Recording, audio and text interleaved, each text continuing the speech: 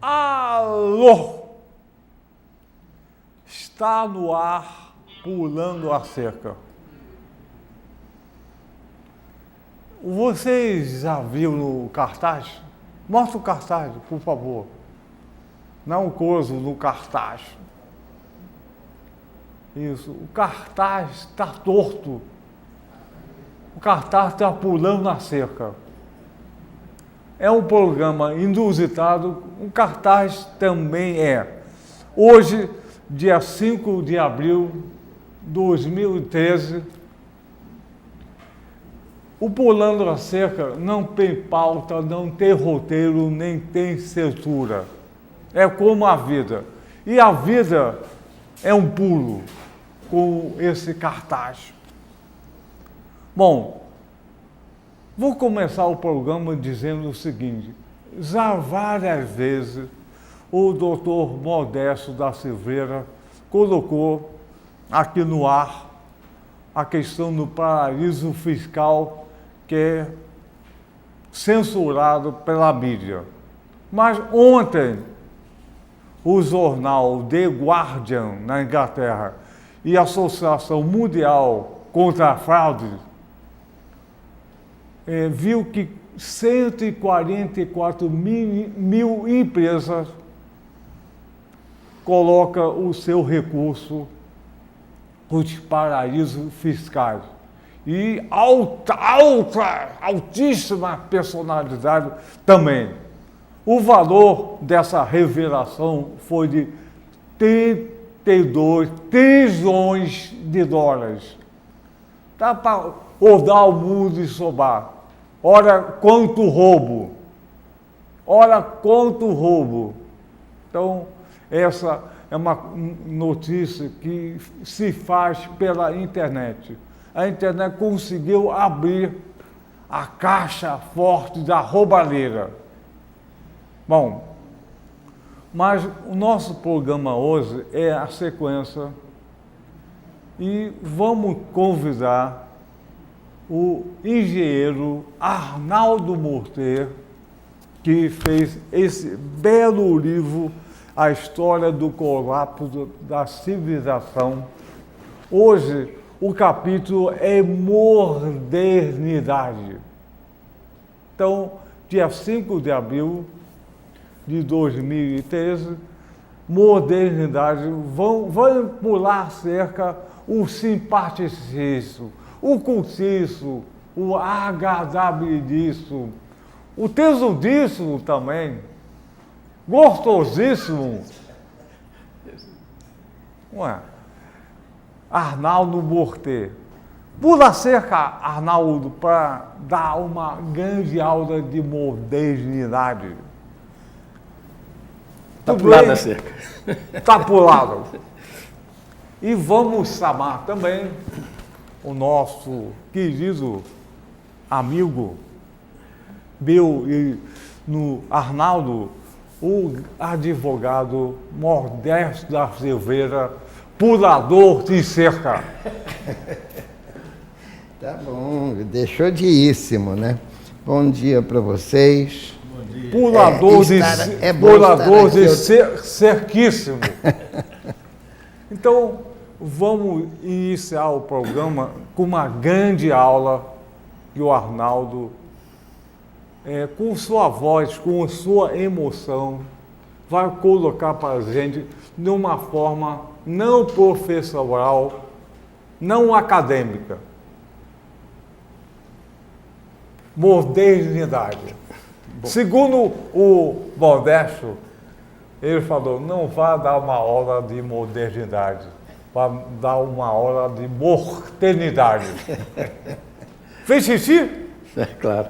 Fez xixi? Mortenidade, é o título mais... Fez xixi? Que você perguntou? Fez xixi? Essas preliminares eu faço sempre que tem um trabalho bom e sério, então como tá esse aqui. Então é uma dá para preliminar começar. Dá para começar. Arnaldo. Bom, nós terminamos o último programa enfocando o final da Idade Média.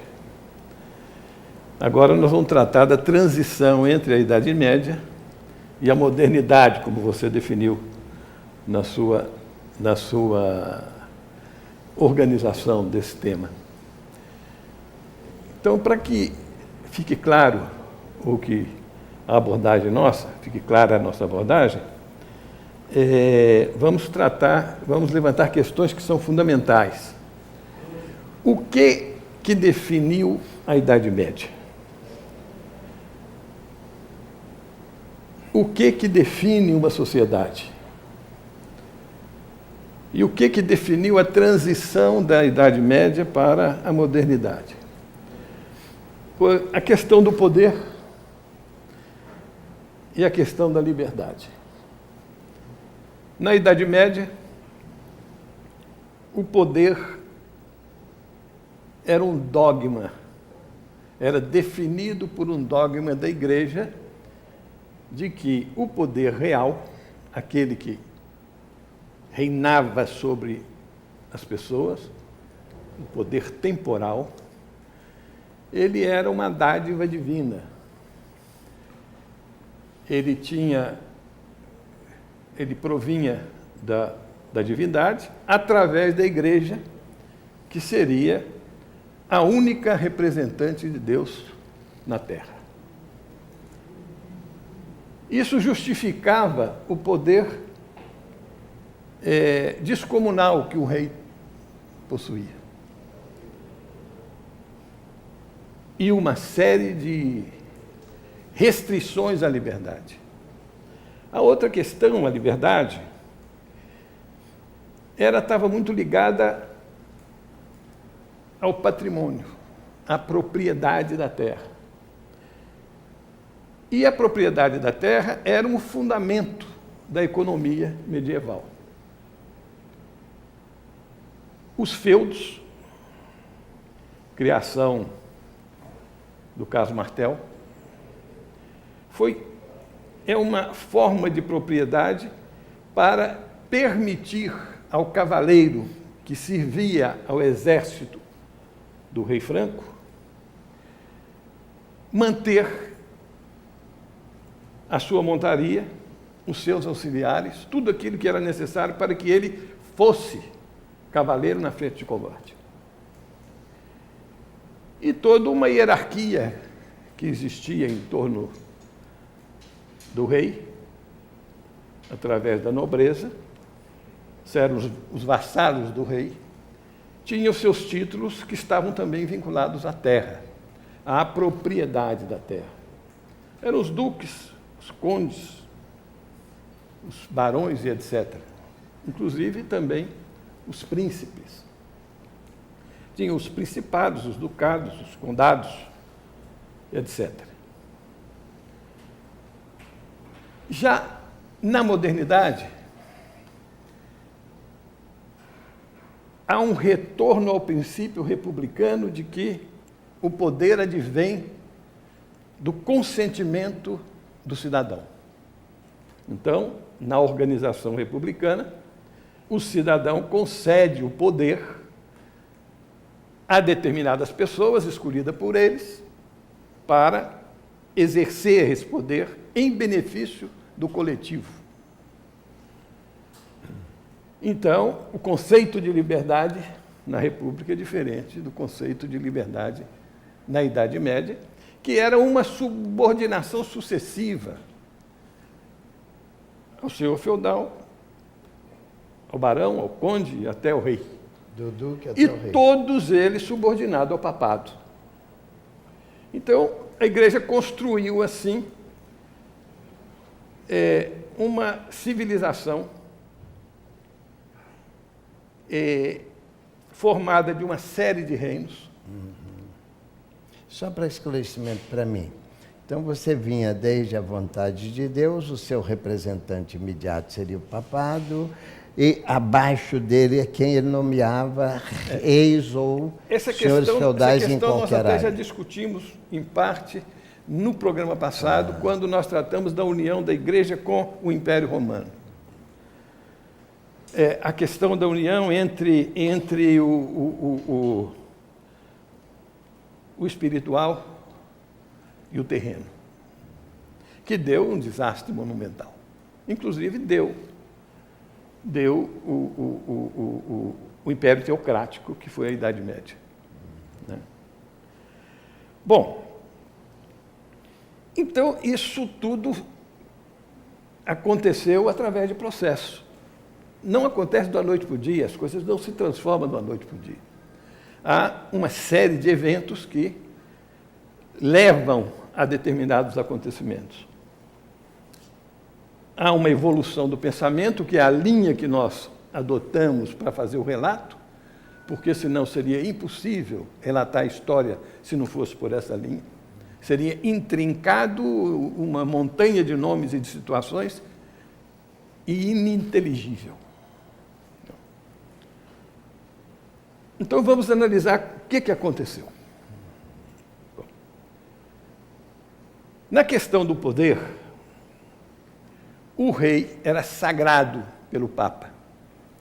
O rei, ao receber a coroa da mão do Papa, ao ser coroado pelo Papa, ele assumia uma autoridade delegada pelo poder divino, segundo o conceito da época. O papado, então, era o senhor de todos os reis que viviam onde ele atuava, no mundo católico, que abrangia toda a Europa, naquela época, quase toda a Europa naquela época. Morcego, então eu estou percebendo que o tono do Papa era uma grande guerra entre os senhores. Queria ficar com um lado ou o outro. O Papa tinha um lado. E uma grande guerra. Então vamos contar essa história. Vamos contar essa história. Essa história começa com Constantino e nós já falamos sobre isso. E há documentos que revelam a posição do papado, logo depois da queda do Império Romano, definindo a questão dessa postura do Papa como primaz do poder. Havia uma primazia do papado sobre o poder terreno, o poder real. Como é que isso aconteceu? Nós assistimos aí todas aquelas guerras de cruzadas e tal, mas não tratamos da questão que acontecia no pensamento da igreja. Na virada do milênio, foi criada uma organização religiosa chamada Abadia de Cluny. A Abadia de Cluny defendia a supremacia da igreja, ou do papado, sobre todos os reis. A partir dessa ideia de que o poder do rei era um poder delegado da divindade através da igreja. Ele era apenas um procurador do Isso papado. estava estabelecido, mas na prática a coisa não ocorria bem assim. Porque os reis, eles passaram a nomear pessoas que exerciam funções dentro da hierarquia da igreja, inclusive bispos. Então foi criada uma grande discussão que a história revela como querela da investidura. Quando você investe o sacerdote de um poder eclesiástico, como o bispado, por exemplo, ele está sendo investido daquele poder. Então, alguém tem que ter autoridade para investir o outro daquele poder. E essa autoridade, em muitos casos, era usada pelo próprio rei, que, por sua vez, era investido pelo Papa. Então, na Abadia de Cluny, essa questão foi levantada como uma grande bandeira. E essa bandeira fez com que essa abadia crescesse enormemente. Por volta do ano 1100, ela já tinha na França cerca de 1.200 casas. 1.200 o quê? Casas. Eles chamavam de casas, eram as unidades da congregação. Né? E o abade tinha em Paris, tem até um metrô, uma estação de metrô que chama Cluny, em Paris. Né? Ao lado daquela estação de metrô tem lá a abadia de Cluny. A casa do abade de Cluny em Paris, não é a sede, não. É um grande palácio que hoje é museu medieval. Era o centro intelectual da política da época. Era o centro intelectual da política, é. Então, essa querela produziu vários conflitos entre a igreja e o poder temporal. As dinastias e os nobres. Um desses conflitos aparece entre duas linhagens, que eram os gibelinos e os delfos.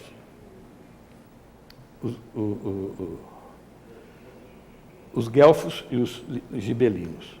Mas isso vão deixar de lado porque não é fundamental.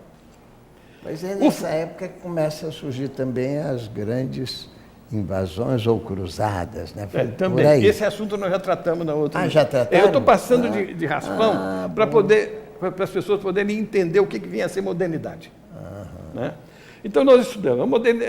A Idade Média se caracteriza, primeiro, por uma questão de poder, segundo, por uma questão de uma liberdade limitada, e terceiro, por uma questão econômica, que é a propriedade da terra como base da economia. E as outras decorrem dessas. Já na modernidade, nesse processo de transformação do feudalismo no sistema capitalista de produção, a modernidade já tem como base um sistema de produção capitalista. Então, a economia é capitalista.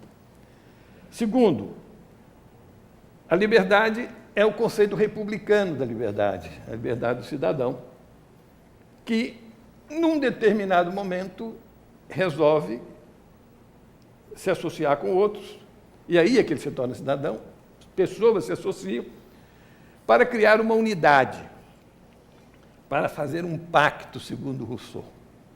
Esse pacto se transforma num contrato social, que é a Constituição, que dá forma à instituição república. Então, o poder emana do cidadão. Não vamos falar do povo, porque isso é demagógico, é o do cidadão. Quer dizer, o cidadão é que tem poder, porque o seu serviçal e o seu escravo não têm poder. Então, não é de qualquer pessoa, é do cidadão. E as repúblicas, elas têm graduação. Por exemplo, a república que existia em Atenas, 400 e tantos anos antes de Cristo, era muito mais avançada do que a República Veneziana no período do Renascimento. Porque a participação da população era maior. Na República de Atenas era 30%, e na República Veneziana era de 6%. Quanto por cento? 6%, em torno disso. Eu pensei que eram 3%, são 6%. Por aí. Veneza era um exemplo de república. Era um exemplo, era mais avançado. Imagine você. Bom, na época em que a língua que dominava era o latim, res publica, res em latim é coisa, tudo que é propriedade e pública seria do povo. Eu vou deixar para você fazer essas definições. Não, vai em frente. Senão eu me perco aqui. Não, tá bem, não se perca. Então, definido isso, como é que esse processo aconteceu? Então, ele aconteceu, como nós vimos falando de Dante, né? De Petrarca, de Boccaccio, na questão da liberdade.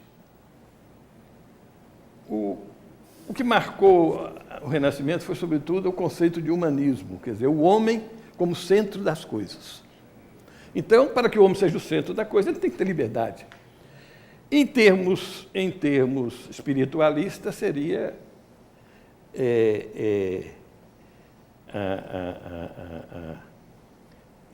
o poder de decisão, o livre-arbítrio. Né? Então,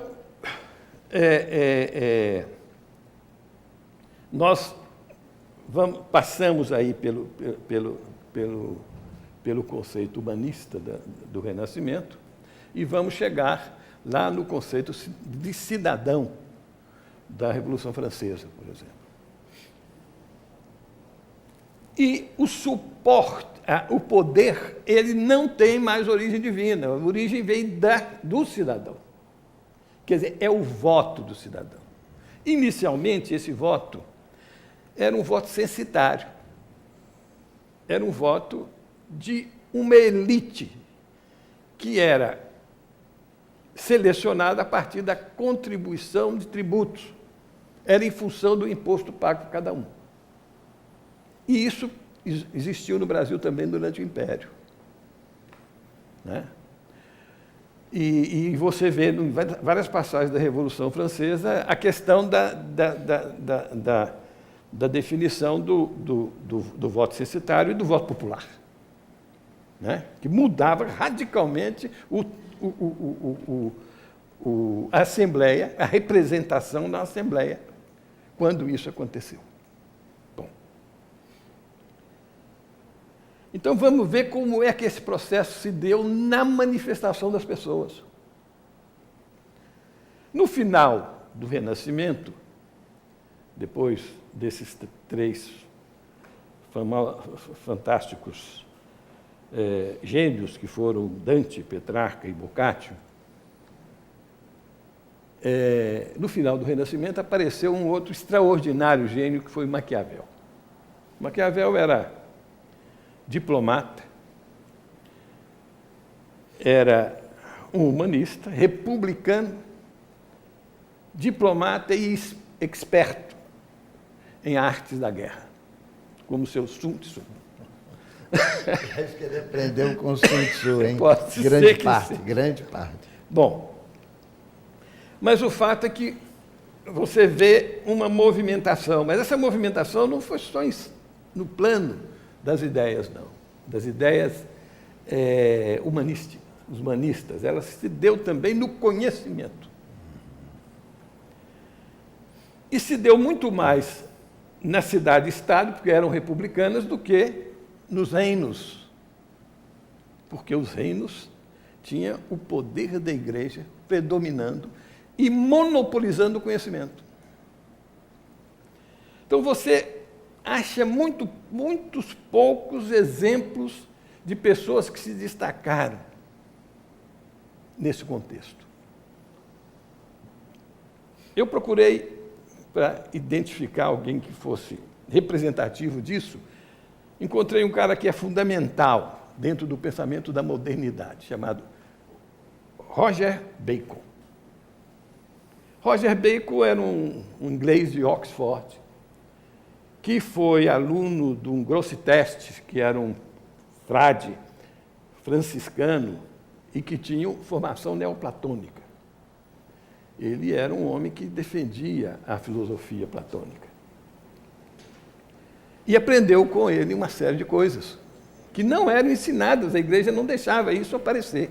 Apareceu na cidade-estado com a ida dos sábios árabes, lá para o norte da Itália. O Bacon fez uma série de pesquisas, porque ele não acreditava nos dogmas da igreja. Mas ele também entrou para o convento franciscano porque ele precisava das informações. Sem elas, ele não poderia pesquisar. Fez curso em Paris e avançou mais nos seus estudos sobre a dialética e fez coisas magníficas. Era considerado um homem extraordinário na época. Ele desenvolveu a ótica que mais tarde serviu para o Galileu fazer o seu luneta e serviu para o Newton desenvolver os seus estudos de ótica. Né? Ele foi o pioneiro da experimentação na ciência, que mais tarde foi consolidado por outro Bacon, que foi Francis Bacon. Esse viveu noutra época, por volta de 1600, e que alguns autores até dizem que algumas das obras consignadas a Shakespeare teriam sido escritas por ele. Mas ele não podia aparecer como teatrólogo por causa das funções de Estado que ele exercia. Então, ele passava as obras para o Shakespeare. Isso pode ser controverso, mas é um fato que a história registra. Coincide. Né?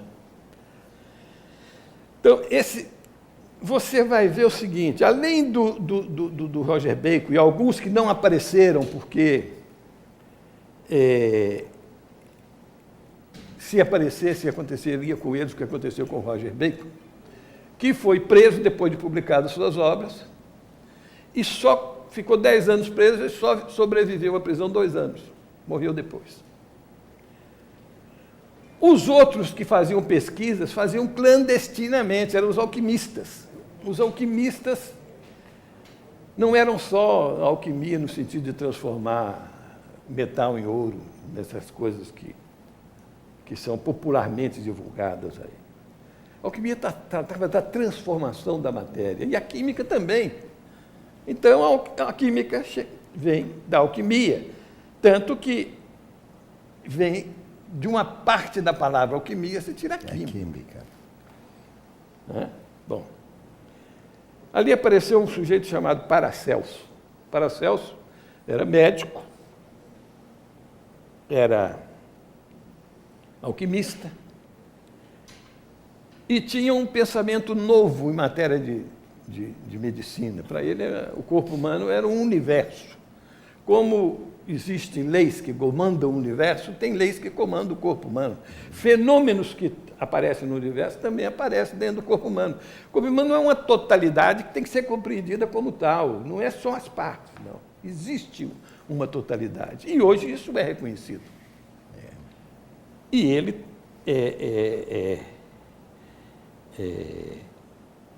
deu um salto enorme.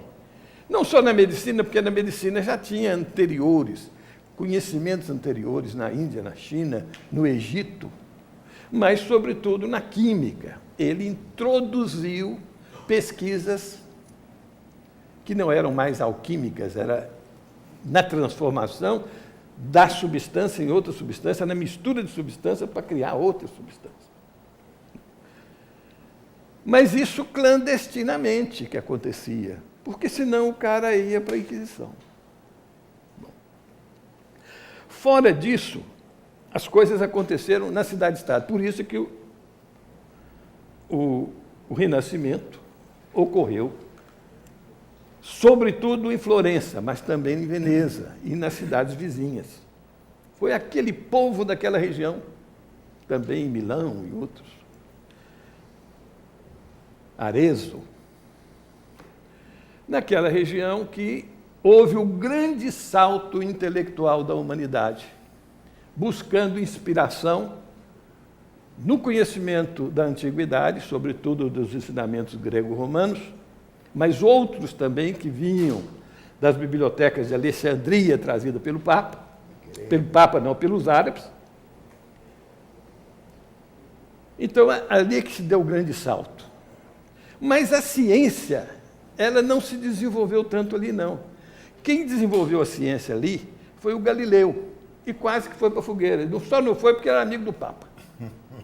Mas o Giordano Bruno, que era clérigo, e veio depois dele, mas também era um pensador de primeira grandeza, defendeu a teoria de Copérnico, que é o combate ao geocentrismo. Giordano Bruno foi parar na fogueira em 1600.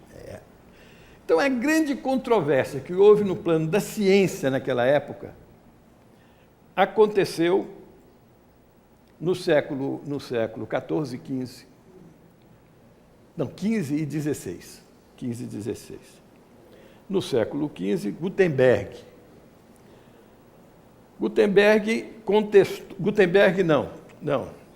Copérnico.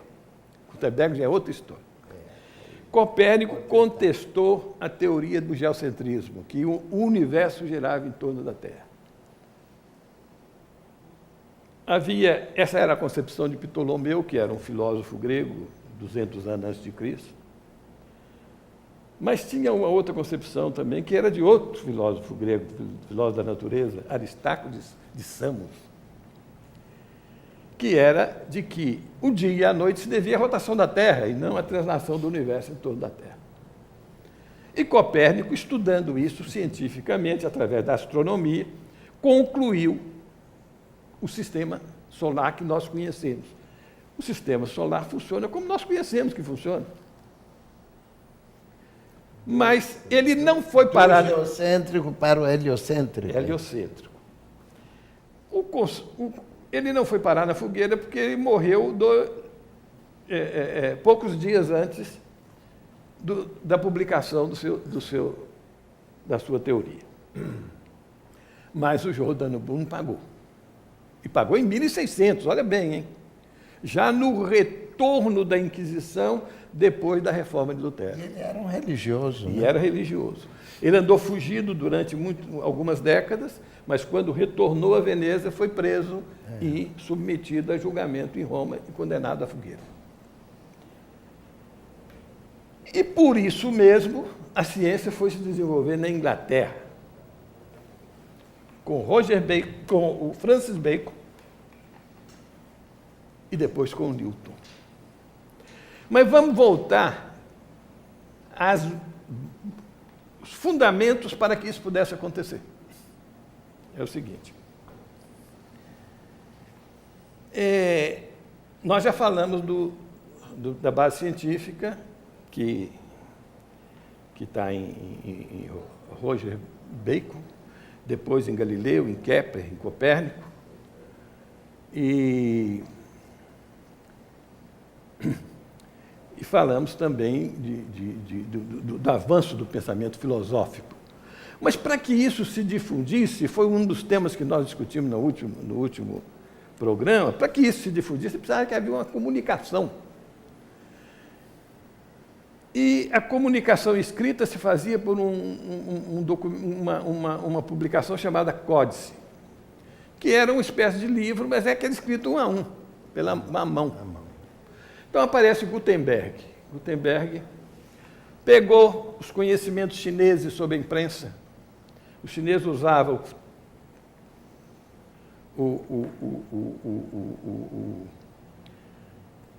a madeira como forma de impressão.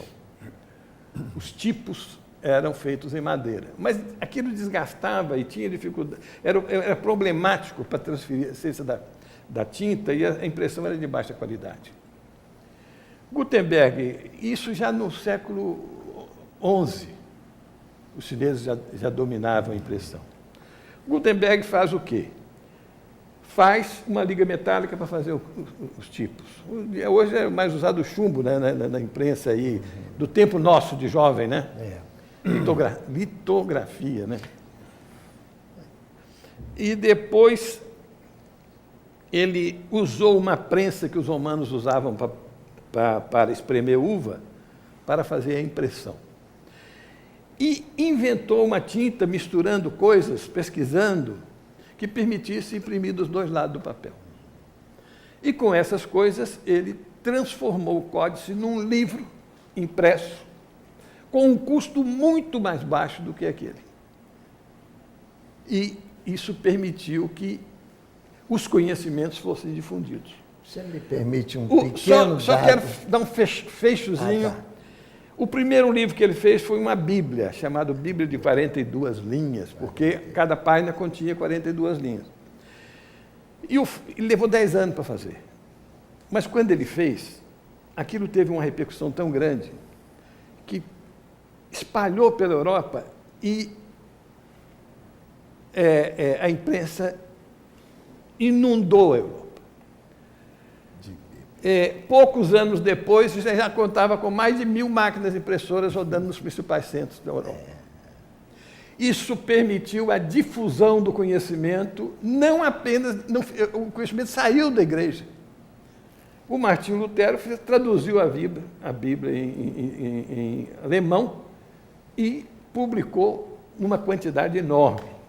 Fugiu do papado e dos clérigos da interpretação da Bíblia. Então foi um movimento brutal. Um avanço enorme. O papado perdeu o controle sobre o conhecimento. Depois houve uma controvérsia sobre a questão de um casamento do Henrique VII, e o papado interferiu no casamento, porque em proteção de uma mulher que ele queria deixar de lado. Como era o nome dela, lembra? Eu não Foi vou da entrar. Inglaterra, Não não? vou entrar. Foi. Foi na Inglaterra? Não vou entrar, não, porque Ana senão nós Bolena. não chegamos no fim da história. Então, não quer enfiar Ana Bolena? Não, É da não. Ana Bolena, Não. do Henrique VIII? Ele teve 5 mulheres. Vai.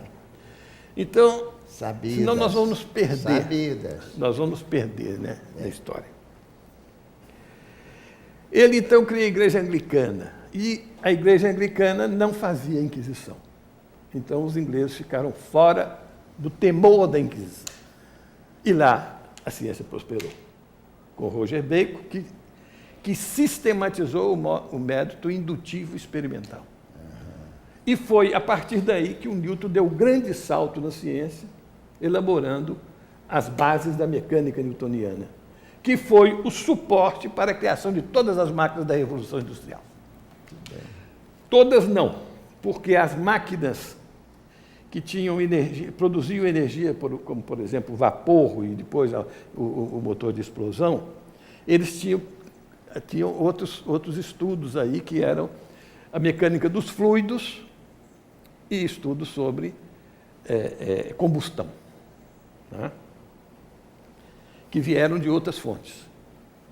Mas a parte mecânica que produziu o início da Revolução Industrial, sobretudo na indústria têxtil e nas minas, foram com base na mecânica newtoniana. Todas as articulações, os mecanismos que fizeram os tiares, as máquinas de fiar e as bombas, etc.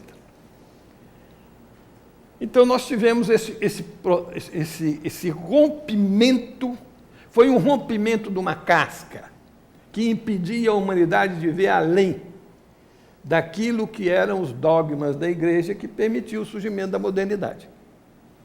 Então, os chamados tempos modernos foram os tempos de novas instituições e novas formas de pensamento. A instituição é a instituição republicana e os pensamentos, sobretudo, aqueles relacionados com o humanismo e com a ciência física, que inclui aí a medicina, a astronomia, a matemática e etc. Nós temos uma série de questões a tratar aí nesse processo. Mas vamos apenas definir o seguinte, que a economia passou a ser dominada pelo modo de produção capitalista. Então, aquele capitalismo do assalariado agrícola para a exploração agrícola das terras arrendadas dos falidos senhores feudais, ou sequestrada dos camponeses, porque eles tinham propriedades comunitárias e tinham os lotes individuais. Aquilo, no processo da evolução do capitalismo, houve guerras de toda a natureza em torno daquelas propriedades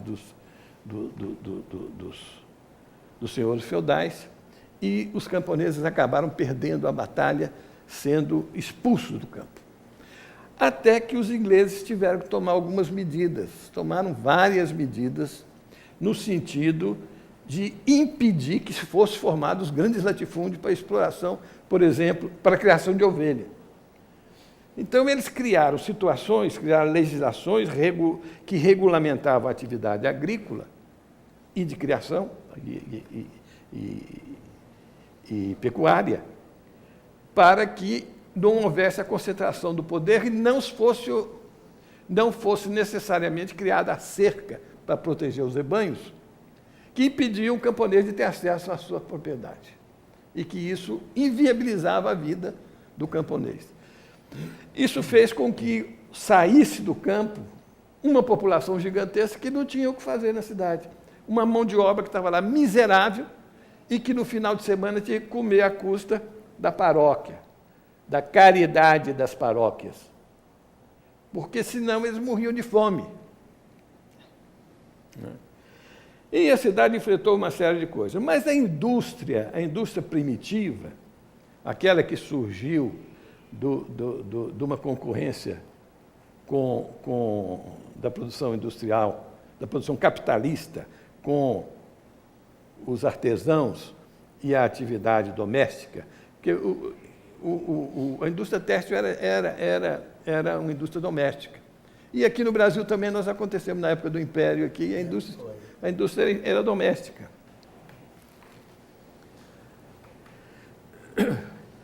Então, esse processo foi um processo doloroso.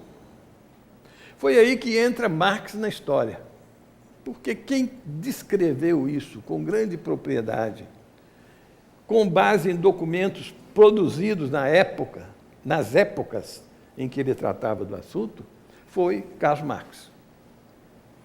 Ele era um jornalista, um militante político, e ele fez uma profunda análise do capitalismo. Pesquisou e dedicou sua vida quase toda à definição da natureza do capitalismo. Mas isso é uma questão que nós vamos tratar no programa seguinte. O que nós vamos dizer aqui agora é o seguinte, é que a indústria primitiva, ela tinha os mesmos recursos da produção doméstica. As máquinas eram as mesmas, tocadas a pedal. Na China você encontra isso até hoje. Aqui no Brasil também, em alguns lugares. Alguns lugares tem. Carmo do Rio Claro, por exemplo, tem. Lá em Minas, em vários lugares, eu conheci. Mas por que a indústria o capitalista ganhava na concorrência com o outro? Porque simplesmente o camponês trabalhava 8 horas por dia na sua atividade, porque eles trabalhavam só o tanto necessário para a sua despesa e da sua família.